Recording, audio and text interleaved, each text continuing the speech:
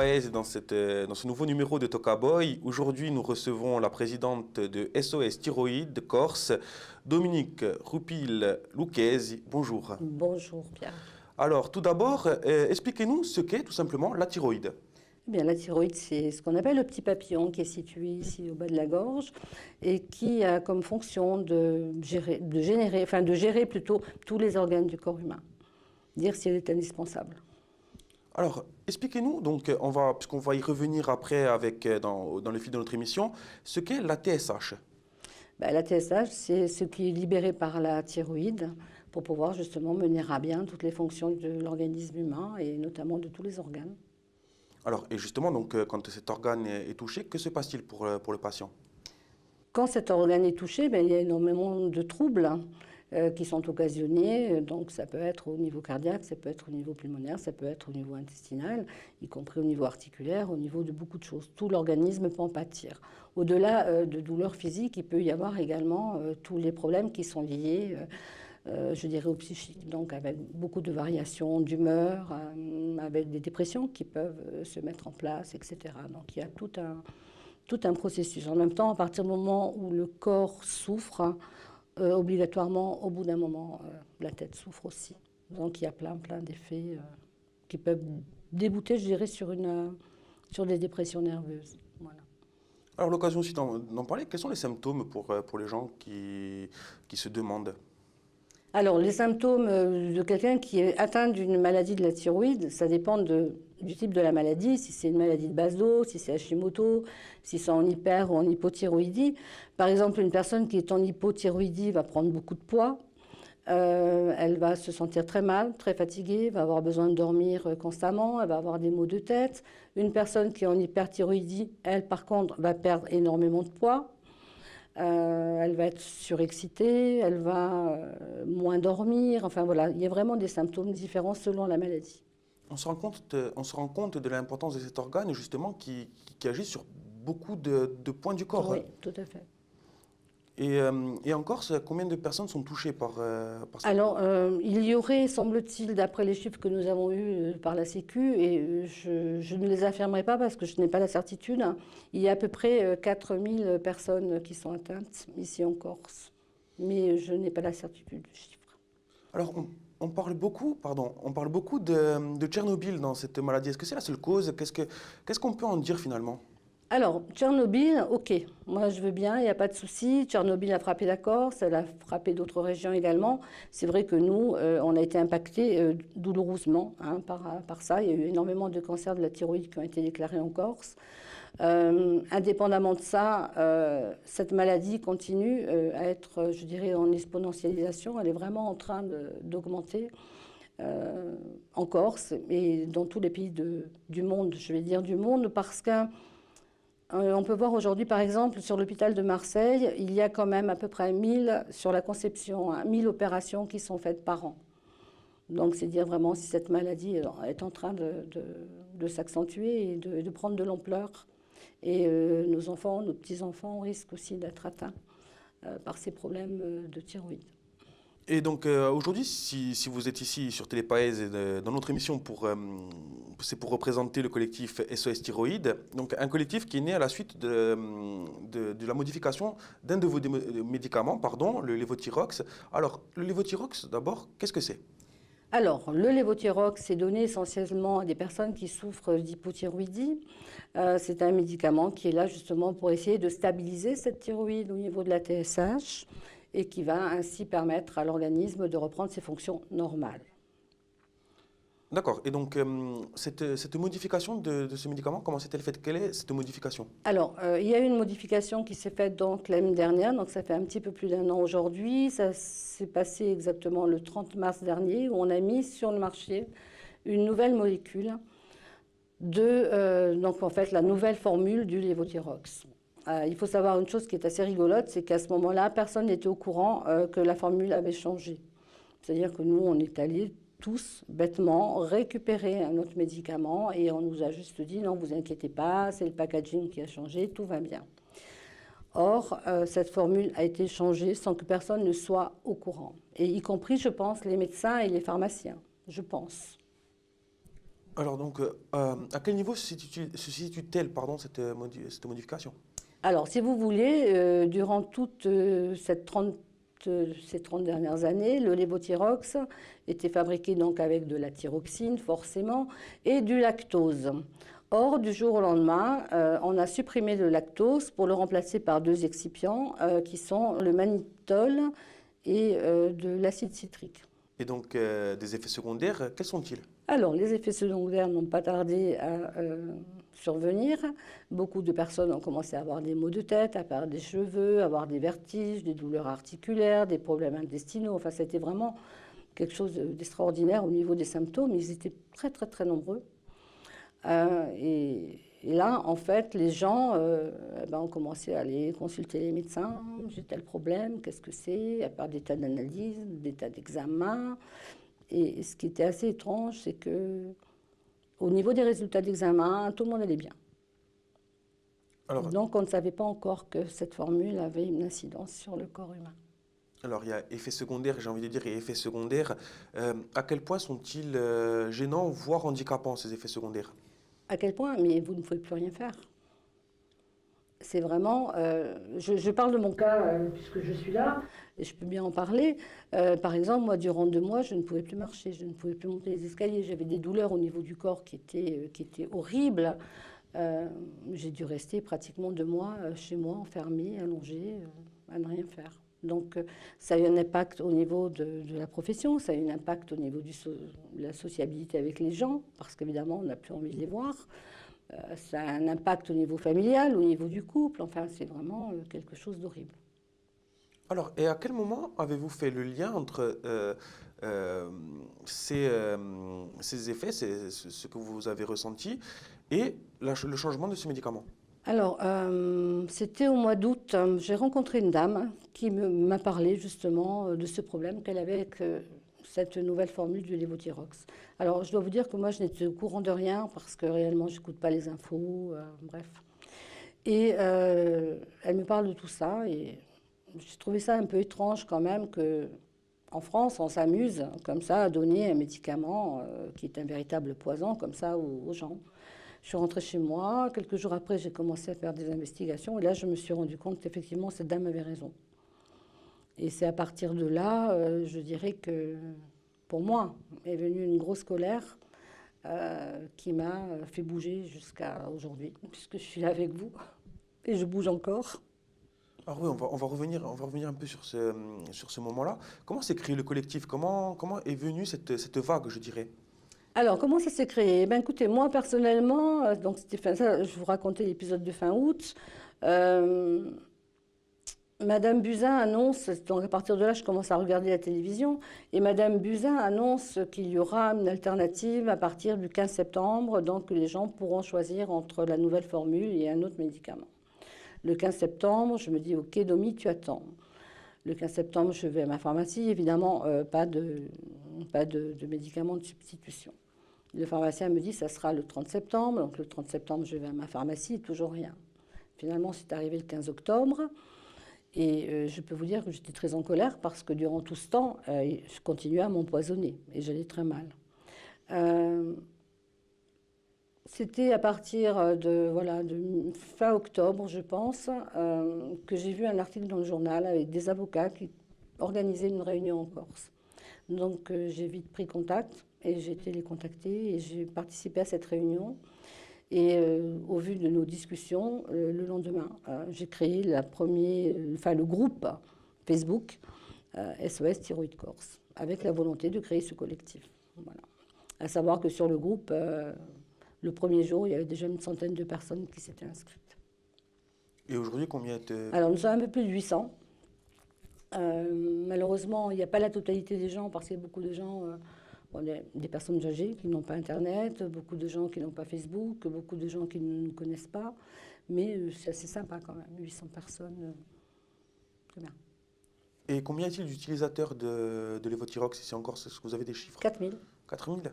Et donc, des groupes comme celui de Corse, des collectifs comme celui de Corse, d'autres sont créés sur le continent. Oui. Est-ce que vous êtes en lien avec tous ces groupes? Est-ce que, Oui. voilà.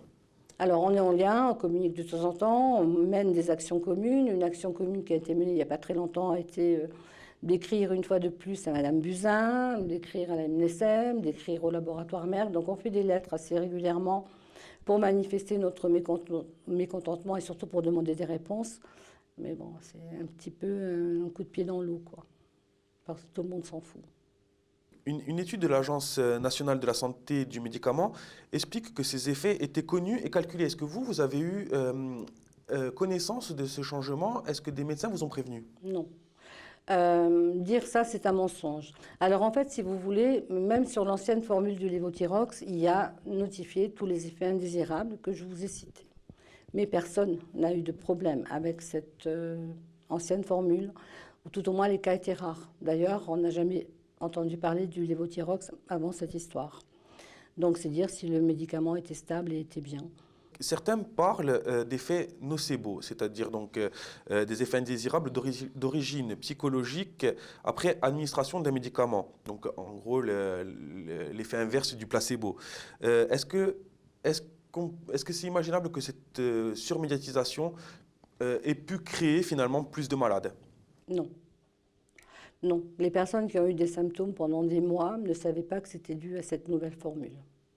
Ces gens-là se sont manifestés, ces gens-là ont fait des examens, comme je vous le disais tout à l'heure, ont coûté un fric fou à la sécurité sociale, parce que je peux vous dire que des examens, on en a fait pour savoir si ce n'était pas l'oreille interne, si ce n'était pas le cœur qui avait un problème, si ce n'était pas les rhumatismes, enfin bref, peu importe.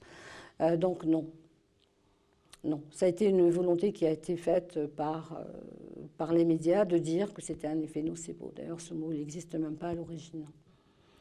Alors, Belle invention. Alors, donc, il y a cette étude, donc, cette étude officielle, je dirais. Est-ce que vous, ou est-ce que vous tous, avec toutes les associations de France, je dirais, est-ce que vous avez fait vos recherches, vous avez fait des études aussi, je suppose? Oui, énormément. On a fait énormément de recherches. Alors déjà, ne serait-ce qu'au niveau des chiffres qui ont été donnés par la NSM, qui déclare à peu près 17 240, il me semble, le cas. Bon, le chiffre est faux. D'autant plus que c'est un chiffre qui a été comptabilisé de août à novembre 2017. Entre-temps, il y a énormément de gens qui se sont manifestés encore. Et il y a beaucoup de gens qui ne se sont jamais manifestés à la NSM, même dans cette tranche de temps. Donc, tout est faux. En fait, tous les chiffres qui sont donnés sont faux. Sur les derniers chiffres que nous avons eus en janvier, il semblerait qu'il y avait 303 ou 309 cas graves qui étaient imputés au lévothyrox. Il faut savoir qu'il y en a beaucoup plus. Donc, tous ces chiffres en fait, qui nous sont donnés sont tronqués. Ce qui se passe, c'est qu'avec ces 17 000 et quelques malades qui se sont signalés, on est en dessous des 1%. Donc, on représente, je crois, 0,75% de personnes qui souffreraient de cette nouvelle formule. Et c'est pour ça qu'on nous dit qu'il n'y a pas assez de monde pour qu'on change la formule, ou qu'on retourne à l'ancienne formule. Et c'est intéressant de le dire, c'est que, outre les effets que vous nous avez expliqués, il y a aussi des gens qui souffrent encore plus et ça peut arriver jusqu'à des cas très graves. Expliquez-nous. Oui, alors il peut y avoir des cas très graves. J'ai un cas très grave sous la main. Je peux en parler réellement. Donc c'est le cas de ma belle-mère qui a commencé à prendre la nouvelle formule, qui a eu des gros problèmes avec cette nouvelle formule, des douleurs, elle ne pouvait plus rien faire. Au bout d'un moment, elle m'a quand même écoutée. Elle, ce qu'elle a fait, c'est qu'elle a carrément jeté sa plaquette. Et quelques jours, elle avait retrouvé toutes ses forces. Bon, malheureusement, elle est obligée quand même de passer par un médicament. Et là, elle a basculé sur une autre possibilité. Et elle a pris du L-thyroxin. Et il faut savoir que ce médicament n'a pas été non plus à la hauteur. Il y a beaucoup de gens aujourd'hui qui sont traités avec ce médicament. Mais il y a énormément d'effets secondaires également avec celui-ci. C'est bon d'en parler. Et pour en venir donc, sur ce cas, cette personne donc, a commencé à développer des œdèmes au niveau des jambes. J'avais beau lui dire il faut stopper. Bon, on écoute toujours son médecin, hein, c'est lui quand même qui a la science infuse. Et cette dame, elle s'est retrouvée avec une insuffisance cardiaque et donc a subi une opération il y a quelques jours en plus et est sortie hier de l'hôpital. Voilà. Donc ça, c'est vraiment des cas graves. Hein. Mais il y a des gens qui sont morts. Donc ils ont quand même dit, et ça va, je pense, au-delà, qu'il y a eu 19 morts à cause de cette formule. Et là, c'est grave, parce que bon, 19 morts, 17 000 personnes, plus de 17 000 personnes qui se manifestent, 303 ou 309 cas graves, et on ne bouge pas. On s'en fout. Alors, aujourd'hui, presque un an après cette nouvelle formule, où en est-on? Eh bien, on en est toujours au même point, c'est-à-dire qu'on n'est pas écouté, on n'est pas entendu. On nous avance toujours des explications abracadabrantes qui sont... C'est vraiment du n'importe quoi. Un exemple, on nous a annoncé que si on a changé la nouvelle formule, donc au départ c'était par rapport au lactose, c'est vite tombé dans l'oubli parce que évidemment ça ne tenait pas debout. Ensuite, on nous a annoncé que c'était parce que la formule n'était pas stable, qu'au bout d'un moment il y avait un problème d'instabilité du médicament, ce qui est faux parce que c'est un médicament qui est quand même consommé par des millions de gens en France, et donc il y a une fabrication qui est constante. Voilà, et la durée de validité est de 2 ans. Donc ça aussi, c'est tombé un petit peu dans l'oubli parce qu'au bout d'un moment, ils se sont rendus compte qu'on n'était pas tout à fait stupide. Et là, chaque jour, je veux dire, voilà, on a plein d'explications comme ça qui viennent pour essayer de noyer le poisson et de nous dire continuez avec la nouvelle formule, c'est normal que vous soyez mal, il faut du temps pour stabiliser. Mais au bout d'un an, non, c'est faux. Et existe-t-il des alternatives à ce médicament? Alors, parfait. Nous avons beaucoup d'alternatives aujourd'hui. Madame Musin s'était engagée à mettre sur le marché des génériques. Donc, nous avons un médicament grec qui s'appelle le Thyrofix. Je ne sais pas quels sont les effets de ce médicament. Personnellement, je ne le prendrai pas parce que je ne sais pas du tout comment il est fabriqué. Ensuite, nous avons le L-Thyroxin de chez Henning, qui est venu donc le 30 octobre sur le marché, 30 octobre 2017, pardon. Nous avons également les gouttes de chez Serbe. Beaucoup de personnes ont pris les gouttes, mais c'est, je dirais, assez galère parce qu'il y a un mode de conservation au frigo. Les personnes âgées ne peuvent pas forcément bien compter le nombre de gouttes, etc. Qu'est-ce qu'il y a d'autre? Et là maintenant vient sur le marché, et c'est le laboratoire Genevrier qui fait ça en Suisse, ce qu'on appelle le T-Caps, qui serait des capsules molles avec de la thyroxine uniquement, c'est-à-dire sans excipient. Et pour l'instant aussi, le Thyrox, donc, qui est l'ancienne version relancée pour l'occasion, je dirais. Oui. Alors, pour l'occasion, en fait, les gens, quand tout le monde a commencé... avant vraiment des problèmes et des gros symptômes et vraiment de gros malaise, ont commencé à se tourner vers l'étranger. Donc certains sont tournés vers l'Italie, le Portugal, l'Espagne. Pour ma part, j'ai acheté en Belgique, et l'Allemagne et la Suisse. Donc on a fait on a fait rentrer de l'Euthyrox, qui est équivalent donc à l'ancienne formule. Malheureusement, il semblerait que cette Euthyrox soit retirée du marché fin 2018.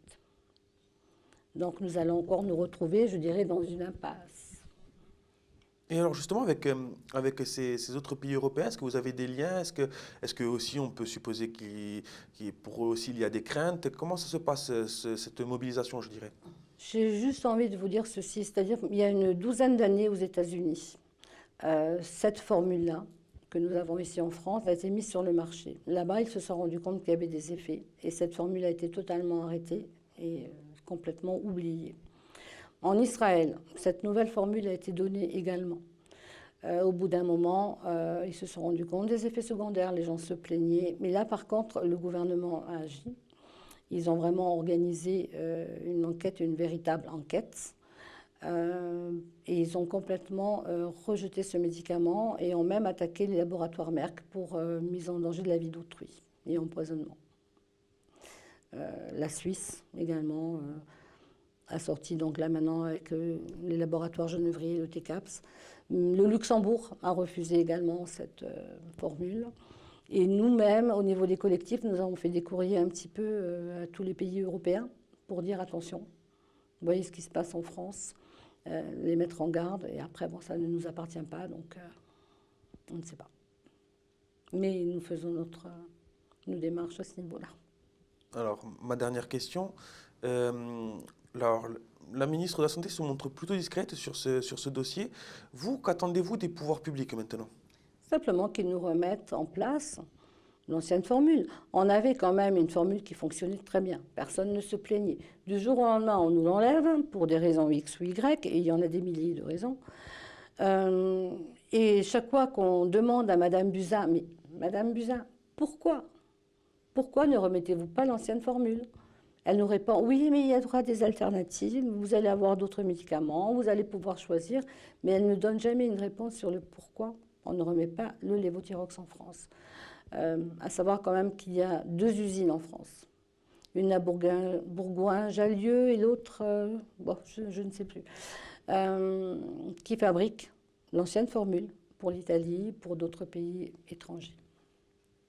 Alors, enfin, où peut-on vous contacter si des personnes sont atteintes de ces symptômes? Oui, oui. Alors, il n'y a pas de problème à ce niveau-là. N'hésitez pas, messieurs, mesdames, à m'appeler. Le numéro, c'est le 06 20 26 02 10. Donc, c'est le collectif SOS Thyroïde. Et je suis Dominique Rupil. Eh bien, merci Dominique. Et merci à vous de nous suivre toutes les semaines et à bientôt pour un nouveau Talk About.